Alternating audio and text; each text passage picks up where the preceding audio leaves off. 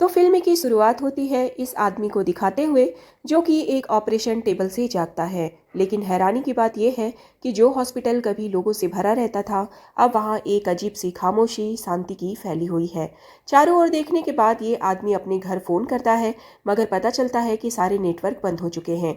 इससे और भी ज्यादा चौंकाने वाली बात यह थी कि जहाँ कभी रौनक और चहल पहल हुआ करता था, अब वहीं सड़कों पर कूड़े का ढेर और मनहूसियत पसरी हुई थी। कहीं कोई जिंदा इंसान नजर नहीं आता, जिससे जिम को ये शक होने लगा कि क्या वाकई दुनिया का अंत आ चुका है। वो सड़कों पर कई घंटों तक भटकता रहा और तभी उसे कुछ सुराग मिले।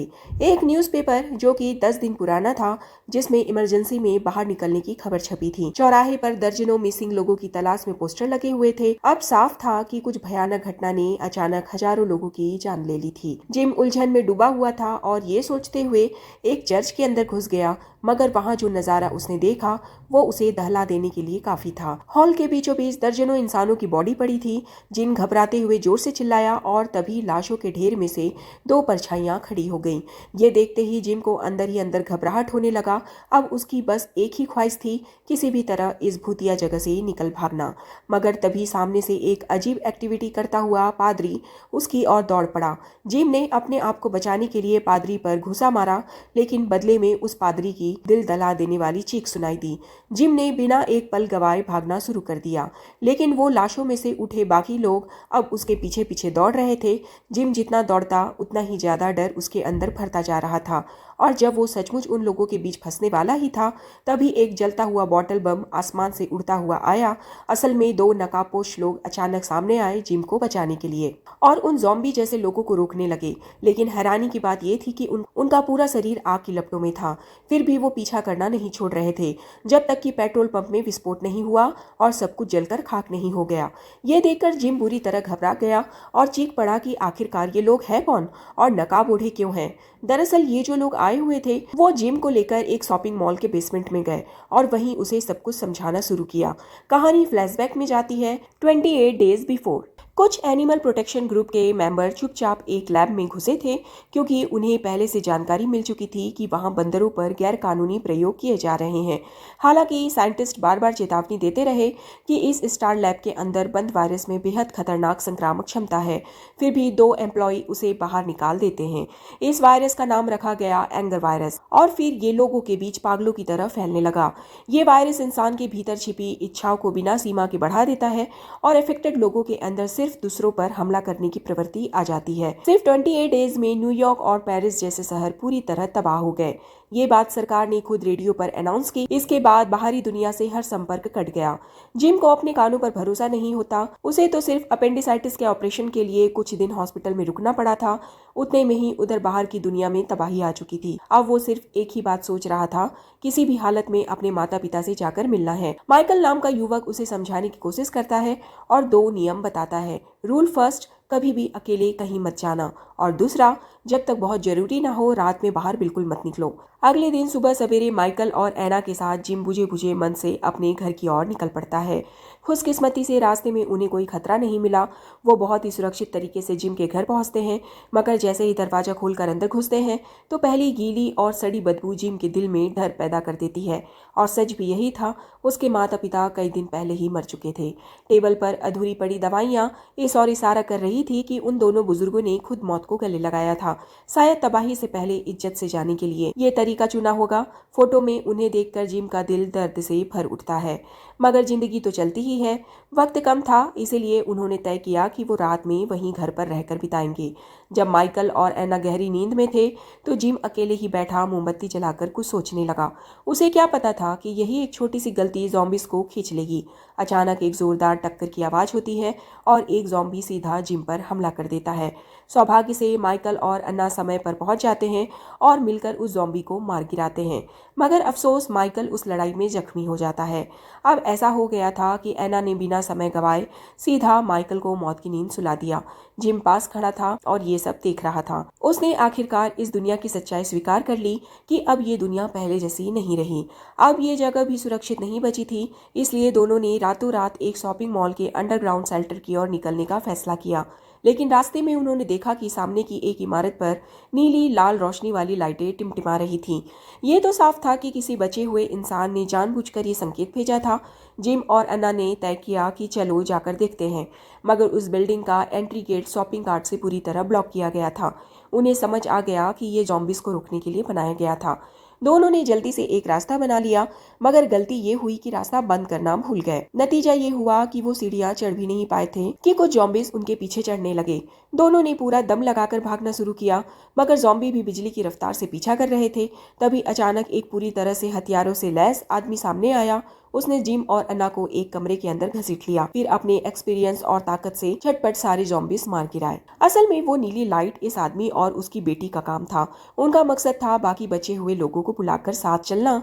वायरस फैलने के बाद से वो दोनों अपने घर में ही छिपे हुए थे। अब हाल ये हो गया था कि लगातार 10 दिन से बारिश नहीं हुई थी और उनके पानी के नल की सप्लाई लगभग खत्म हो चुकी थी। उसी समय उन्हें एक रेडियो ब्रॉडकास्ट भी मिला था, जिसमें बार बार ये बताया जा रहा था कि सेवा ने शहर के बाहर एक सुरक्षित कैंप बनाया है, जहां खाना, पानी और दवाइयों की कोई कमी नहीं है। रेडियो पर बार बार ये सूचना सुनकर लड़की के पिता फ्रैंक का इरादा बदल गया। अब वो वहां जाकर बाकी बचे हुए लोगों से मिलने का मन बना चुके थे। लेकिन समस्या ये थी कि वो बेस कैंप यहाँ से पूरे 3 दिन की दूरी पर था और अकेले वो अपनी बेटी को लेकर वहां पहुंच नहीं सकते थे। इसलिए उन्होंने नियॉन लाइट का इस्तेमाल करके इशारा किया ताकि और लोग आ सके और साथ में ग्रुप बना सकें। अन्ना को इस पूरी बात पर शक था। उसने कहा, क्या हमें यकीन करना चाहिए? फ्रैंक हल्के से मुस्कुराया और बोला, क्या तुम्हारे पास इससे बेहतर कोई तरीका है? और इसके बाद अगले ही पल एक छोटी वैन जिसमें ढेर सारा सामान लगा था मुहिम पर निकल पड़े। एना, जिम और फ्रैंक ये तीनों इन नए सफर के लिए बेहद उत्साहित थे, मगर उनकी ये उम्मीदें ज्यादा देर टिक नहीं पाई। जल्द ही जिस सुरंग से उन्हें गुजरना था उसका एंट्री गेट धमाके से उड़ चुका था और चारों ओर मलबा फैल गया था। फ्रैंक बिल्कुल भी नहीं घबराया। उसने कहा, हम ये नकाब पहने और सीधा घुस जाए। हालांकि वे मलबा पार करने में कामयाब हो गए, मगर गाड़ी का एक टायर वहीं फट गया और बदकिस्मती से ये सुरंग ठीक उसी जगह थी जहां ज़ॉम्बीज़ का सबसे ज्यादा मूवमेंट होता था। टायर बदलने की कोशिश के दौरान अचानक एक चूहों का झुंड सुरंग से बाहर भागते नजर आए। एना का दिल दहल गया। अगले ही पल सुरंग के अंदर से ज़ॉम्बियों की दहाड़ सुनाई पड़ी। अब क्या था? इन लोगों ने पूरी ताकत से टायर बदलना शुरू किया। जिम ने अपनी पूरी रफ्तार और ताकत लगा दी और आखिरकार ज़ॉम्बी पहुंचने से पहले टायर बदल दिया गया। वे सभी तेजी से गाड़ी में कूदे और पीछा कर रहे ज़ॉम्बियों को पीछे छोड़ दिया। कुछ ही देर बाद वे एक सुपरमार्केट के पास पहुंचे, जहां खाने पीने और जरूरत की हर चीजें थी। तीनों ने मिलकर एक भारी भरकम शॉपिंग की। फ्रैंक ने कहा, हम चोरी नहीं कर रहे हैं, और मजाक में अपने क्रेडिट कार्ड को हवा में उछाल दिया। अब खाना पानी तो मिल चुका था, अब बारी थी पेट्रोल और ईंधन की। किस्मत से उन्हें पार्किंग में एक तेल टैंकर मिल गया। फ्रैंक तेल भरने लगा और जिम एक बंद कमरे में अकेला चला गया। वहां उसने जमीन पर एक लाश देखी। जिम जानबूझकर थोड़ा और शोर मचाया ताकि पता चले कि कोई ज़ॉम्बी पास है या नहीं, और जब एक ज़ॉम्बी सामने आया तो जिम ने बिना डरे एक बल्ले से उसके सिर पर वार कर दिया। अब इतनी मौतों से बचने के बाद जिम को समझ आ गया था कि अगर इस दुनिया में जिंदा रहना है तो डर को मारना ही होगा। कई दिनों की लंबी यात्रा के बाद आखिरकार वे लोग उस जगह पहुंचे जिसका जिक्र रेडियो पर किया जा रहा था, मगर वहां पहुंचते ही उनकी उम्मीदों पर पानी फिर गया। वो जगह पूरी तरह वीरान थी, ना कोई सैनिक ना कोई कैंप। साफ पता चल रहा था कि इस जगह को भी बहुत पहले ही ज़ॉम्बियों ने तबाह कर दिया है। फ्रैंक का दिल टूट गया। उसे समझ नहीं आया कि अब क्या करें। वो यूं ही कैंप के इर्द गिर्द टहलने लगा। तभी उसने देखा एक काला कौवा एक सैनिक की लाश को नोच रहा था। उसके अंदर गुस्से की एक लहर सी दौड़ गई। वो कौवे की तरफ बढ़ा और जोरदार एक लात मार दी, लेकिन तभी आसमान से एक खून की बूंद नीचे गिरी और सीधा जाकर फ्रैंक की आंख में टपक गई। एमी ने कुछ गड़बड़ महसूस की और फौरन आगे बढ़कर पिता से पूछना चाहा, मगर फ्रैंक ने उसे जोर से धक्का दे दिया। किसे पता था कि ये वायरस इतना खतरनाक होगा। सिर्फ कुछ ही सेकंड में फ्रैंक पूरी तरह संक्रमित हो गया। जिम तो अभी भी घबराया हुआ ही था। वो कुछ करने ही वाला था कि तभी अचानक कुछ गोलियों के चलने की आवाज आई। छिपे हुए सैनिकों ने फायरिंग शुरू कर दी थी। अब जिम, अन्ना और एमी तीनों के चेहरे पर जैसे मौत का साया छा गया। वो पूरी तरह सैनिकों के हवाले हो गए और उन्हें एक नई जगह की ओर ले जाया गया। एक आर्मी ऑफिसर खुद बाहर निकलकर उनका वेलकम करता है, यहाँ तक कि वो जिम को पूरा बेस दिखाने ले जाता है। आखिरकार कई दिनों बाद यहाँ कोई नए लोग आए थे। ये जगह एक पुराने स्कूल को बदलकर बनाया गया था। चारों तरफ ऊंची दीवारें थीं, जहाँ हर वक्त सैनिकों की सिक्योरिटी रहती थी, इसलिए ज्यादा खतरे की बात नहीं थी। जिम ने उस आर्मी ऑफिसर के साथ पूरी जगह का दौरा किया और सबसे आखिरी में वो पहुंचे पीछे के अहाते में, जहाँ एक ज़ॉम्बी को कैद करके रखा गया था। ऑफिसर ने बताया कि उन्होंने इसे इसलिए जिंदा रखे हुए हैं ताकि उसकी आदतों और व्यवहार का अध्ययन कर सकें। जिम पूरे समय चुपचाप रहा। उसे लग रहा था कि ये ऑफिसर झूठ बोल रहा है, यहाँ कुछ ना कुछ तो गड़बड़ है जो छुपा रहा है। अब रात को जब डिनर पर सभी बैठे थे तो उसका शक और भी गहरा हो गया, क्योंकि सभी सैनिक बदतमीज और घूरते हुए लग रहे थे, खासकर अन्ना और एमी की तरफ। तभी अचानक बाहर धमाके की आवाज आई। ये ज़ॉम्बियों के हमले का संकेत था। सारे सैनिक तुरंत हथियार लेकर बाहर भागे।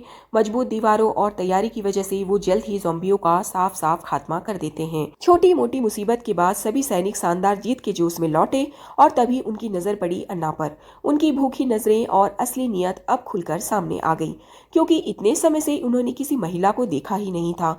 एक सैनिक ने अन्ना के साथ सरेआम छिड़खानी शुरू कर दी, बाकी बस मजाक बना रहे थे। बस एक ही सैनिक था। अच्छी बात ये रही कि वो आर्मी ऑफिसर समय पर मौके पर पहुंच गया। उसने तुरंत सभी सैनिकों को हटा दिया और हुजिके को भी अपने साथी पर हाथ उठाने के लिए डांट लगाई।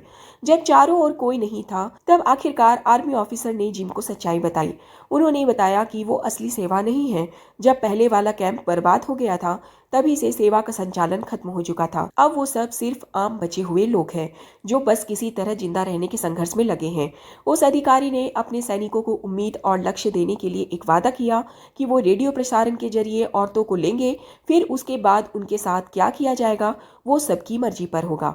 जिम को ये सब सुनकर बेहद बुरा लगा। वो तुरंत अन्ना और एमी को लेकर यहाँ से भागने का मन बना लेता है, लेकिन जैसे ही वो दरवाजे तक पहुंचता है उसे जोर से जमीन पर पटक दिया जाता है। इधर अब सिर्फ हुजिको ही है जिसने अब भी थोड़ा सा इंसानियत में यकीन रखे हुए है, मगर चार लोगों के सामने उसके पास कुछ भी करने की ताकत नहीं थी और वो भी जल्द ही पीटकर गिरा दिया गया। आर्मी ऑफिसर को ऐसे बागी लोग बिल्कुल भी पसंद नहीं थे। उसने तुरंत आदेश दिया कि जिम और हुजिके को ले जाकर गोली मार दी जाए।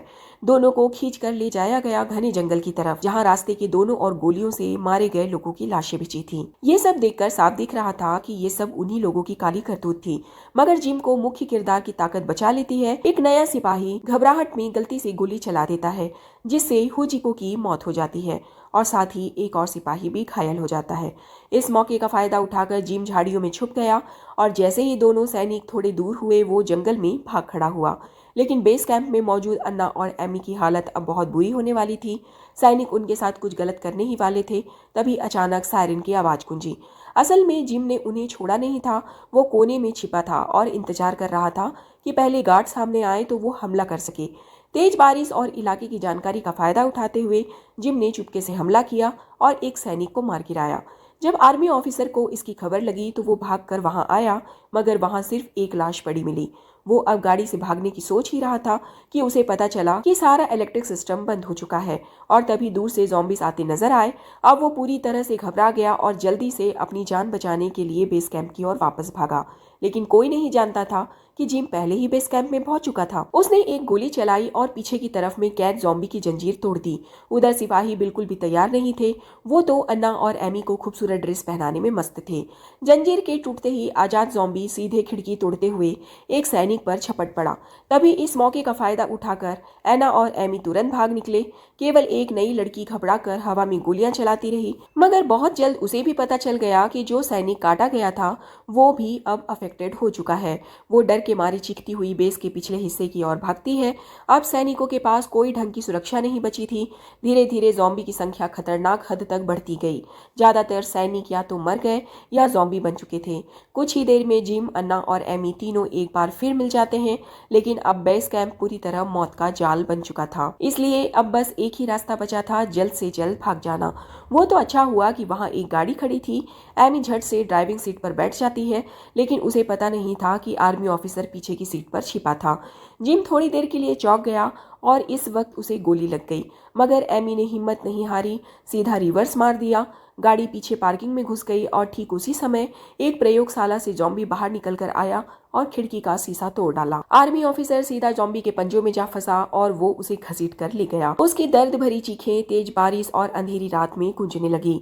इधर इन लोगों ने मौका देखकर जिम को कार में बैठाया और तीनों तेजी से बेस कैंप से बाहर निकल भागे।